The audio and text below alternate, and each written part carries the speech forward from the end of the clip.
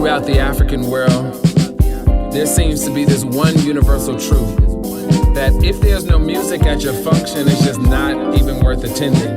When we spend time trying to figure out who's going to be spinning, if there's going to be live music, this is a reality that you can see throughout the Southern Black Belt with HBCU marching bands. You can see it down in Brazil, in the Bahamas with Junk Canoe. It's like West Africa, Central Africa. All throughout our experience, there's one common truth, that if there's no music, your function is just not even worth attending. Bom dia, meu nome é Miriam Dondina. Good morning, my name is Miriam Dondina. Wazekele Dijina Diami Eme Miriam Dondina. Good morning, how did you sleep? My name is, I call myself Miriam Dondina. I'm here to share a portion of the Black Sustainability Summit and its focus on Brazil. This session is entitled Riqueza y Beleza, Richness and Beauty, Black Sustainability in Brazil, a holistic look at Afro-Brazilian practices of land cultivation, cooperative economics, and community building. I'd like to start by giving a little bit of a background of Africans in Brazil. Africans living in Brazil are the most numerous group of Afro-descendant people in the Americas. There are currently an estimated 110 million people of African descent in Brazil. Many live in the state of Bahia, a state that has become widely recognized because of its rich history and cultural traditions. This unique history has mostly been influenced by people originating from West, Central, and Southern Africa. People like the Mbundu, Bakongo, and Yoruba, and even Muslims from many parts who could write and speak in Arabic. By the 18th century, a very high proportion of the inhabitants within the Portuguese colonies were enslaved Africans and their descendants. These African populations were spatially dislocated from their homes in present-day Nigeria, Angola, Mozambique, and Guinea-Bissau. These cultures are celebrated and influence daily life for many in Brazil. And as a result of the great tragedy, the Ma'afa, a new common identity had to be sought in the diversity of traditions that were shared by these enslaved Africans forced to regroup themselves. For those who tragically arrived in Brazil during the early years of the enslavement, of the captivity, their destiny was to be distributed among large rural plantations. These were never located far from coastal areas. Such was the case in the state of São Paulo, Rio de Janeiro, Espírito Santo, and Minas Gerais. Those arriving towards the end of the period of captivity remained for the most part in the suburban or other highly developed zones. This occurred mostly in north and northwest areas of Maranhão and Bahia, particularly in the capitals of these states, São Luís and Salvador. Eventually, the population of cities like Salvador and Rio de Janeiro had populations that were majority African descendant. By the 19th century, and within the context of urban enslavement, many free Blacks were able to rent spaces for social gatherings, and residential living became characteristic of the city of Salvador. In the center of the city, old Portuguese houses slowly transformed into multifamily residences. Such groups were especially important in securing the freedom of family members and friends and future generations. This was especially true in the port city of Salvador and its vicinity, where there were always the possibility of someday receiving word from or actually meeting up with relatives. Stories are told about how when enslaved Africans of elevated status, chiefs, relatives, and other high court would arrive in Salvador, African communal groups would combine efforts and resources to buy their freedom.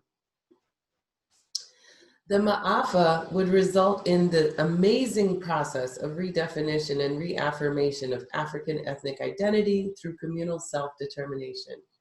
Each displaced African became a social individual forced to seek out new bonds, These communities provided social and ritual families, substituting or completing the fragile net of familial relationships.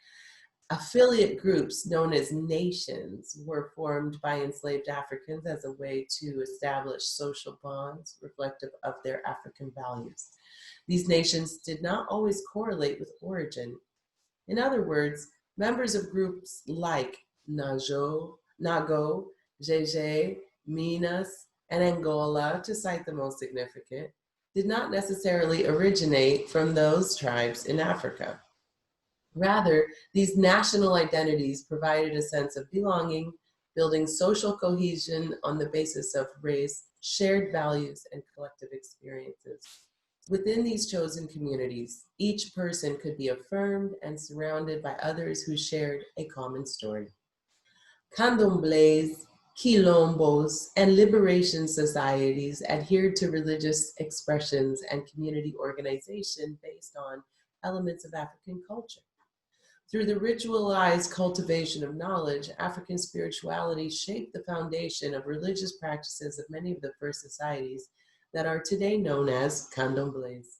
These nations, Ketu, Nago, Ijesha, Efon, among many others, were connected to each other like facets of a central doctrine. An essential element of uniting various African communities was the ability to communicate with each other using a common language. In the 19th century, the language Nago was transformed into a form of lingua franca amongst freed Africans, even though many had their other linguistic backgrounds. This personalized form of communication created conceptual spaces where Africans could ultimately reclaim their dignity in ways that were relatively distinct from the harsh reality of enslavement. Within Afro-Brazilian cultural practices is the conscious affirmation of a homeland to which the community belongs. To many Africans in Brazil, this place was and still is very real. The land of their ancestors is Africa, and many hope that, even if only spiritually, they would return home upon transitioning. It is in this memory and reverence of these ancestors and cultural heroes that African descendants in Brazil affirm their own identity. In the absence of academic records and documentation, it is African Brazilians and social, religious, and organizations and cultural institutions that cultivate ancestral memory. Over many generations, memory was encoded into every aspect of life, and the use of language and ritual practice aided in the integration of the individual's moments in a person's life within a greater cosmology of existence. Within Pan-African societies, groups and communities and individuals were able to create social connections that built, strengthened, and protected them. In return, love and commitment dedicated that there be ongoing efforts to reciprocate this generosity and of spirit and pay it forward to the next generation. What these communities offered was an authority over oneself through an embodied understanding of a collective history. African traditional communities provided and continue to provide understanding about the nature of the universe and one's place in that conceptual sphere. They maintain an oral tradition that offers ways to remember and recenter African values and norms, and these practices transform individuals and communities, ultimately establishing a meaningful connection between the two. Within this worldview, a person cannot hope to fully understand his or her own self through individualism. There is no I think, therefore I am. And therefore, for this reason, most people live and work in communities to realize a fuller version of their self. In these communities, a person passes through a series of rites of passages in which certain number of rights and responsibilities are bestowed upon the individual in reference to this collective existence. And so in Brazil, ritual practice within Afro-Brazilian societies has been characterized by a practice of self-determination and resistance to oppression. These practices are as joyful and abundant and subtle as they are strong and uncompromising. And ritual is something that we can see in our lives in every aspect, from how we prepare meals, build our homes, cultivate the land, practice cooperative economics, and promote communal self-defense. The individual perspectives offered here today are only part of an expansive cosmology within which Brazilians learn to value their African heritage and culture through practices of communal living.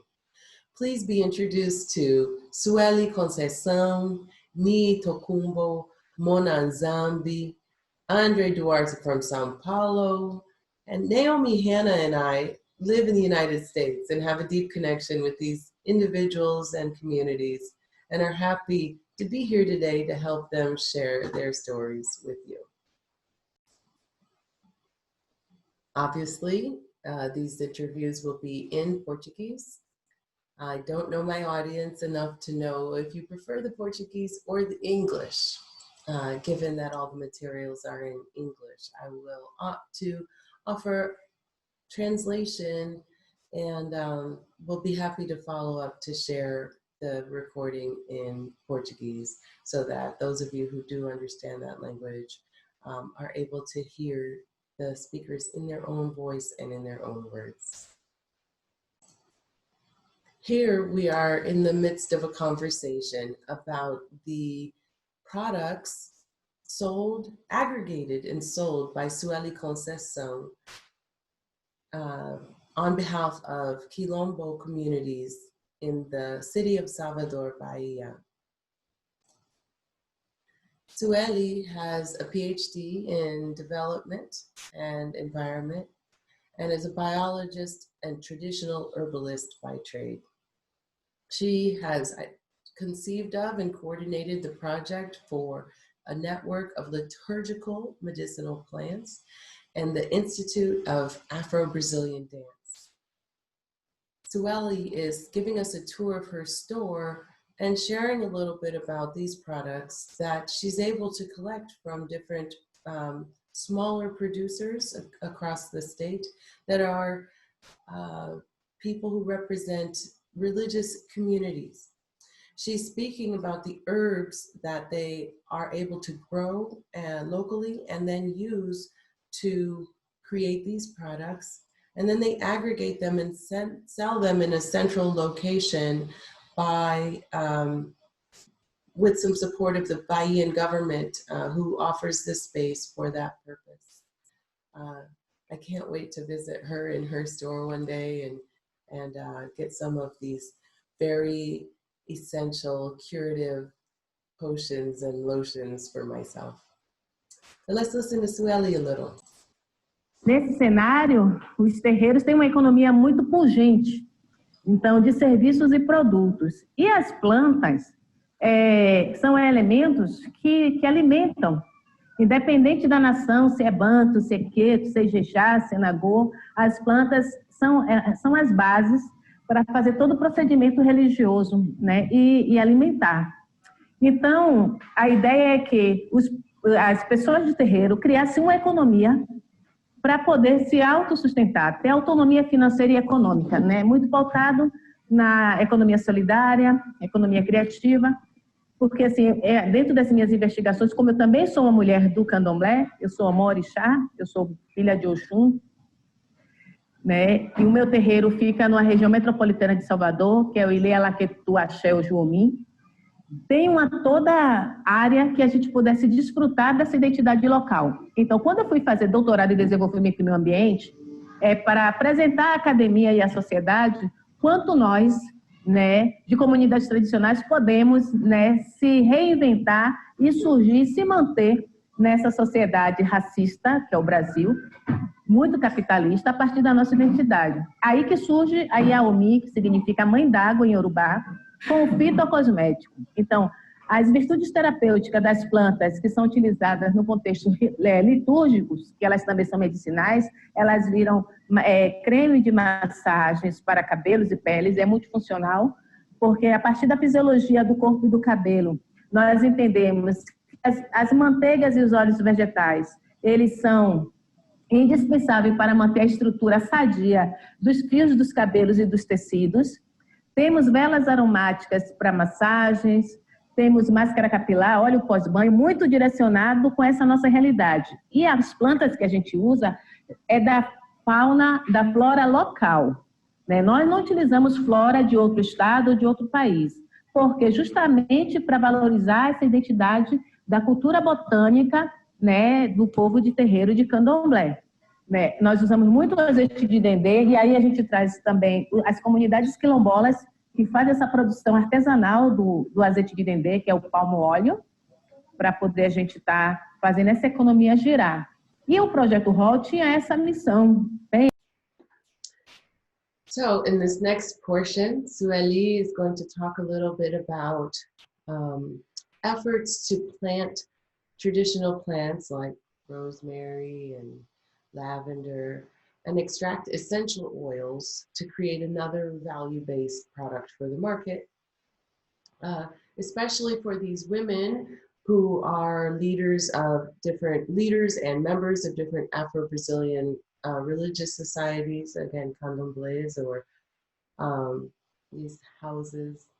And what she talks about is how important that is because of the economic challenges faced by women of African descent in Latin America.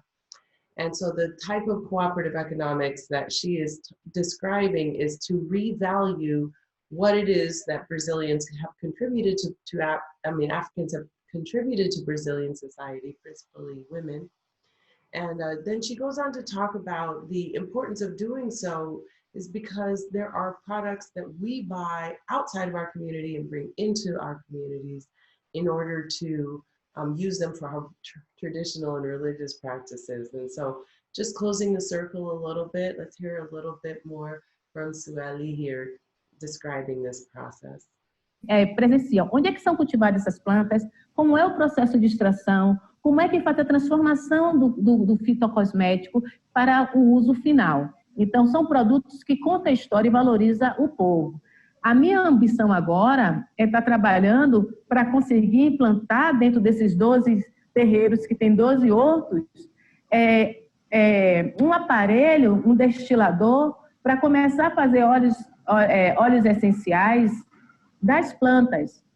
Porque esses óleos essenciais, eles vão dar subsídio maior para que as pessoas de terreiro, eles vendam mais.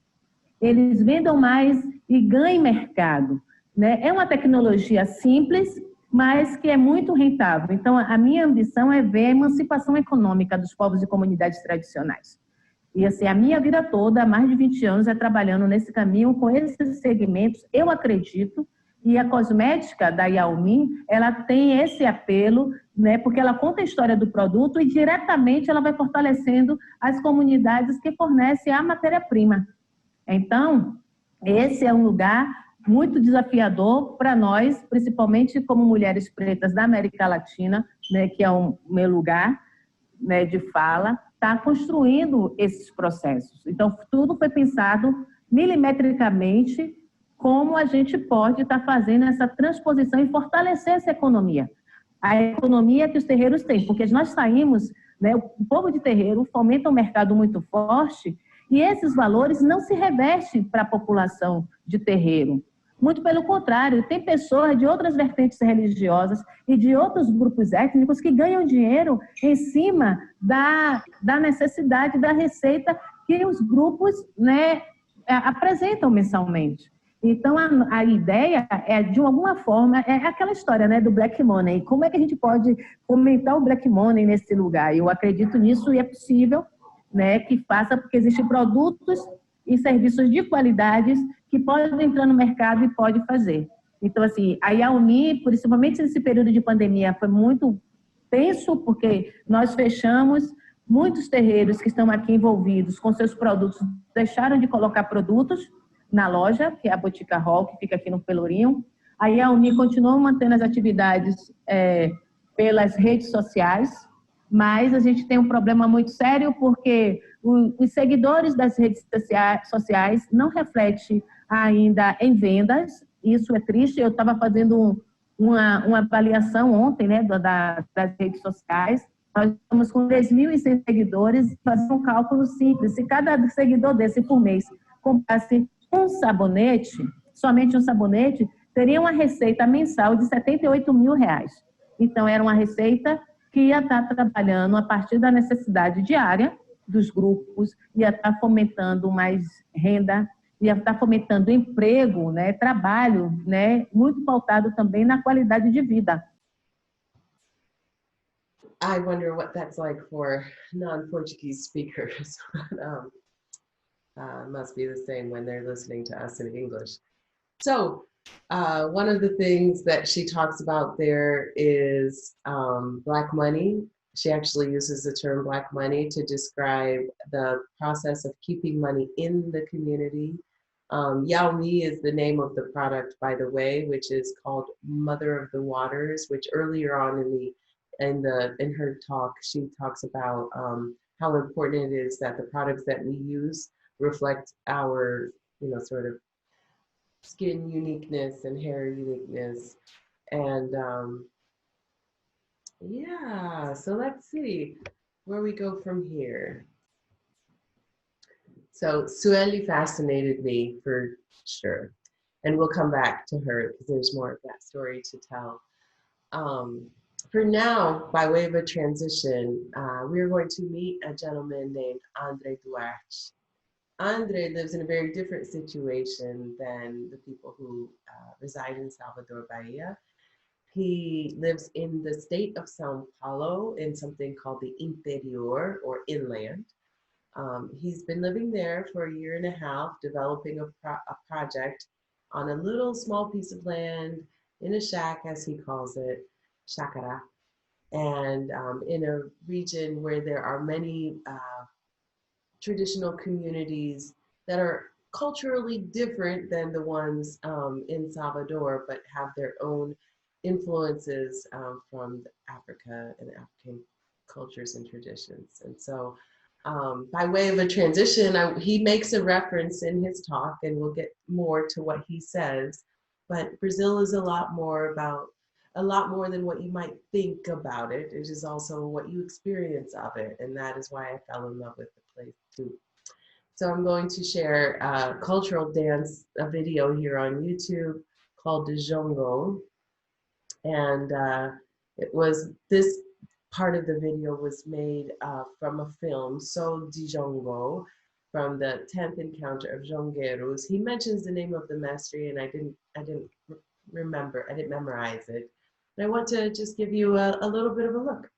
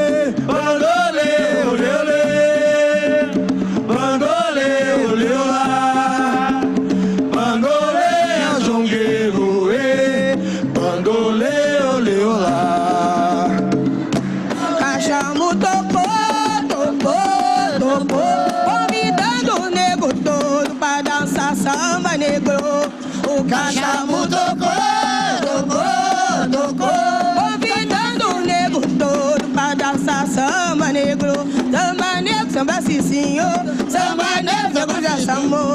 Samba negro, samba sim senhor, samba negro, nego já sambou. O cachambo tocou. Convidando o negro todo pra dançar samba negro. O cachambo tocou. Convidando o negro todo pra dançar samba negro.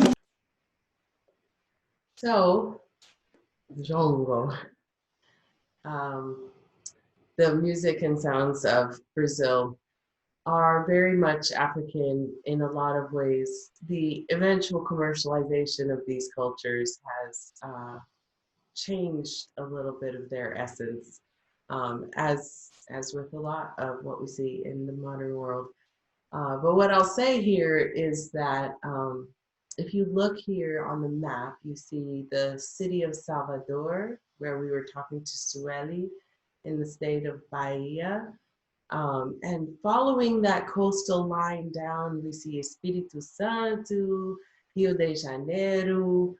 Some of those videos were shot in Rio de Janeiro. And then just further to the south is the state of São Paulo. So when we zoom in a bit, we come to this land where we encounter this man here. In this area here, where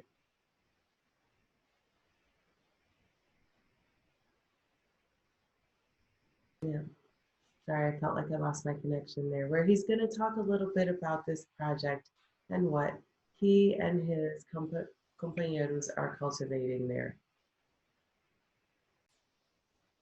So as we go into Andre's talk here, one of the things that he shares is about this difference I referred to earlier between the state of Bahia and the state of São Paulo, so southern, more industrial area where the cities are. And then he talks about the invisibility of African people within the cultural practices, and then also within productive economic spaces where resources are exchanged. And so in part, his effort is about building momentum within those communities to create a stronger way to make money. Sorry, my connection here.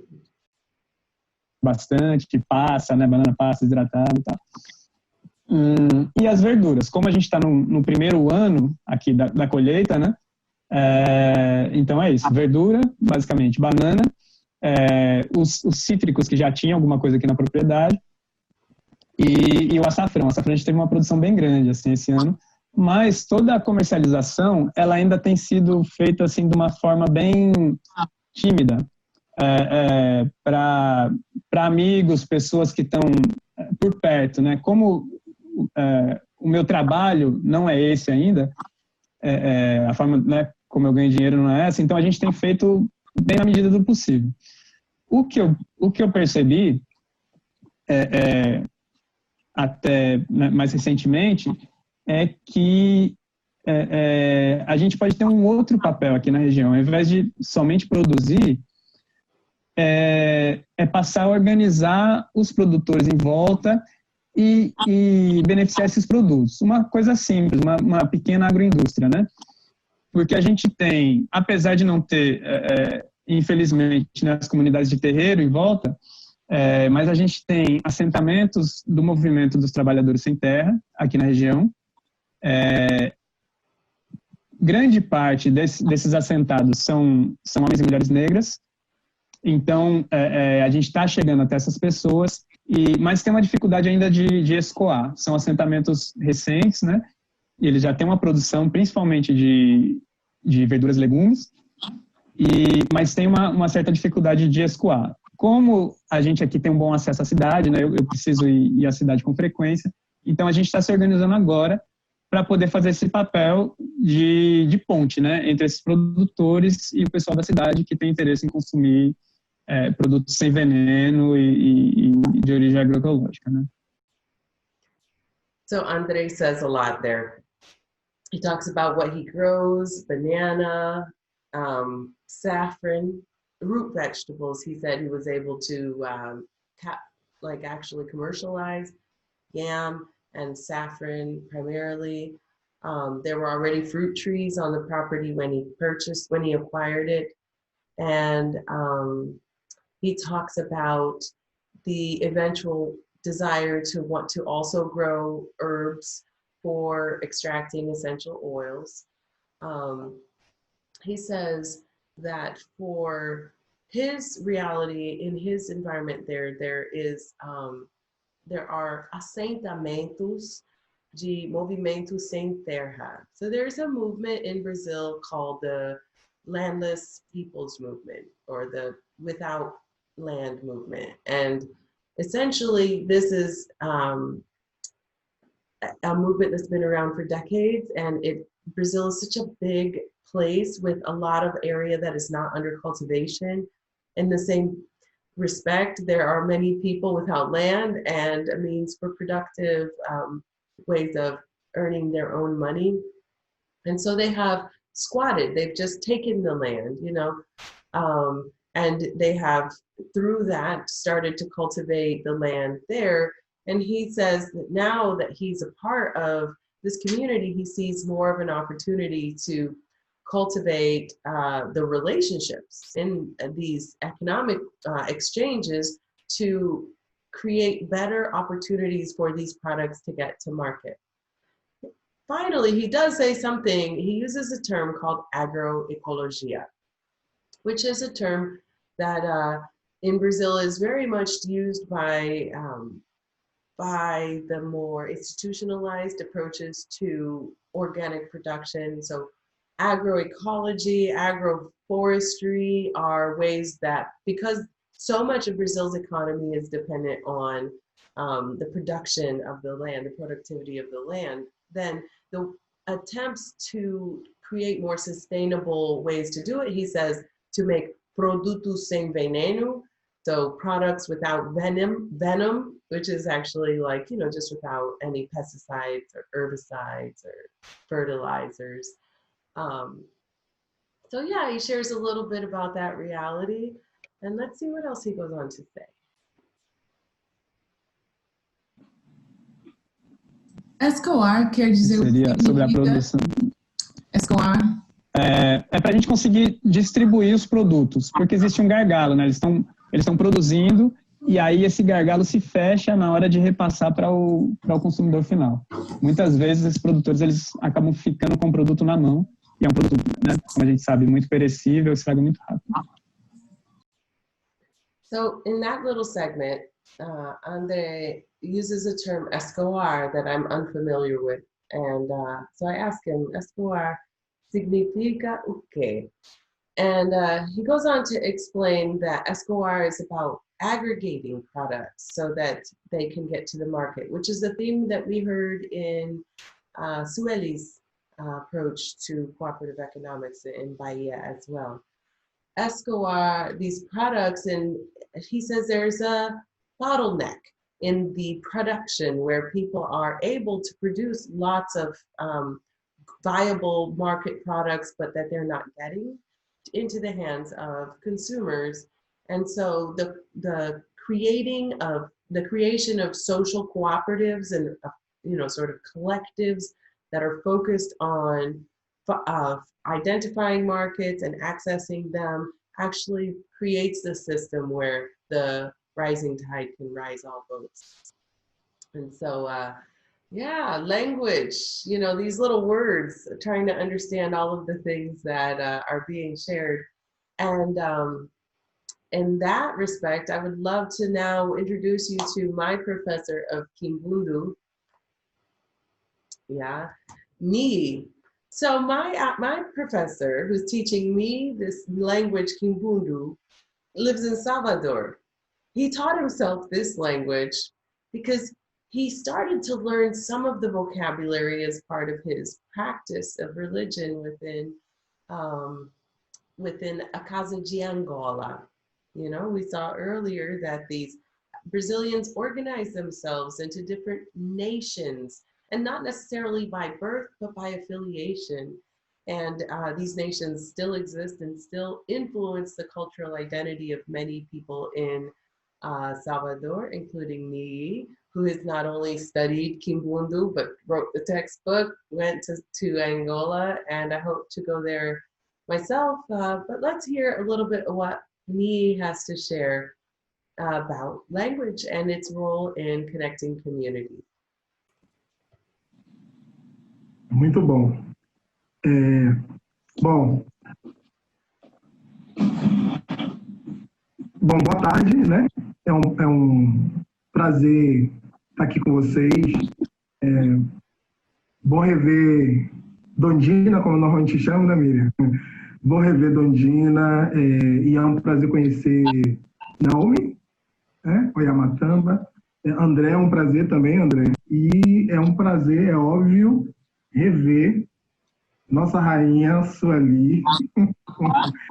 Ela não falou que ela é rainha do Ilê, gente, mas eu estava lá há um pouquinho mais de 20 anos. Estava lá quando ela foi eleita a rainha do Ilê aí. Você é ótimo. Há exatos 21 anos. 21 anos, tá vendo? Pois é, a gente se conhece já há um tempinho e nutro... Bom, já que eu falei dela, já vou então continuar por ela mesmo, né? Nutro uma admiração pela carreira de Sueli, né? Uma vez que Dondina me falou sobre esse evento, automaticamente me veio na mente Sueli tem que estar, Sueli é a pessoa perfeita para estar, né? Dentro desse evento. Sou consumidor também dos produtos de Sueli, então tenho aqui todos os produtos, né, para o cabelo e para a pele de Sueli. Então, infelizmente, vocês não podem sentir o cheiro maravilhoso, mas eu tenho aqui os produtos dela, né? Alguns estão já bem no finalzinho, mas eu deixo assim, como a pandemia me deixou em casa, eu não tenho saído para comprar outras coisas, inclusive eu até que ver com ela, né? Como ela está funcionando. Eu estou realmente bem obediente assim à quarentena, porque por conta dessas incertezas todas aí, eu prefiro ficar em casa e tal, mas enfim. So in very good form, he takes his first moments to introduce himself to thank all of the other people who are presenting, including Sueli. And he brings up a really important connection that they have. So there is a group, a social group, a cultural group in Brazil called Ileaie. And we'll get into Sueli's description of Ileaie here in a little bit. In Salvador, Bahia, and it has influenced people worldwide. I mean, I even saw them at the Caribbean Day Festival in New York, like 2002 or something like that. And so he shares that he has some of her products there, and that he hasn't been able to get new ones because he's been very obedient to the quarantine rules that they have in place in Salvador. So he stayed very much at home. But yes, he calls me Dondina, which is my maiden name, my name of birth. My name of birth. There are two Dondinas that come before me in my generations. And the word, the name, you know, that the way I presented myself, Digina Diami Miriam Dondina, it's like almost like that. Dondina means name. So, but in a different language. So it's a stretch. I just wanted to just show that, like, sometimes in the way that we present ourselves, we present our people, we big up our people because they are such big references for us that they are a part of who we are. Let's go on to hear what else he has to say. Meu nome é Nii, eu sou de Salvador, e diferente um pouco de vocês, que têm trabalhos que desenvolvem, que são desenvolvidos estritamente com a agricultura sustentável, né?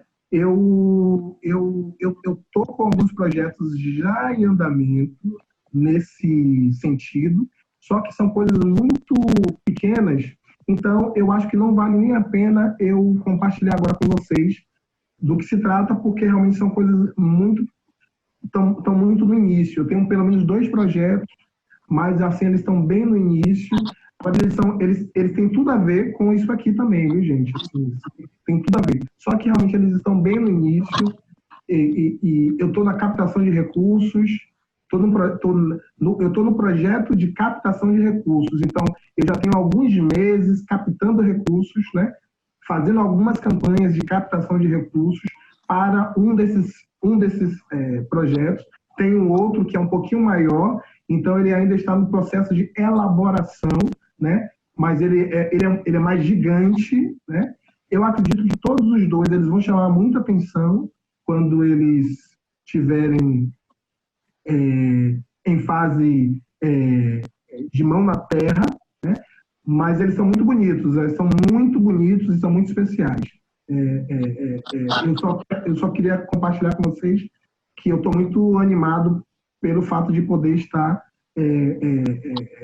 nesse caminho de estar junto com o meu povo aqui em Salvador, aqui na Bahia, fazendo essa corrente de fortalecimento de uma vida sustentável juntos. Bom, além disso, o que eu tenho feito bastante nos últimos anos eu tenho me dedicado ao conhecimento das nossas línguas, né? Principalmente o quimbundo e o iorubá, né? Olha aí nosso livro, nosso livro que acabou de chegar nas mãos de Dondina, né? Eu tenho com uma equipe negra muito potente aqui na Universidade Federal da Bahia, né? Professores muito dedicados. A gente tem feito um trabalho muito forte no sentido de valorização e de inserção das nossas línguas dentro do espaço acadêmico nessa cidade, nesse estado, que é um estado de grande presença africana e que mesmo assim não respeita oficialmente essa diversidade e essa presença africana contida aqui na Bahia. Até atualizando, Dandina, uma informação que você compartilhou no grupo ontem, se não me engano, você falou que o Brasil tem cerca de 91 milhões de negros. Esse número ele passa de 110. Ele passa de 110 milhões.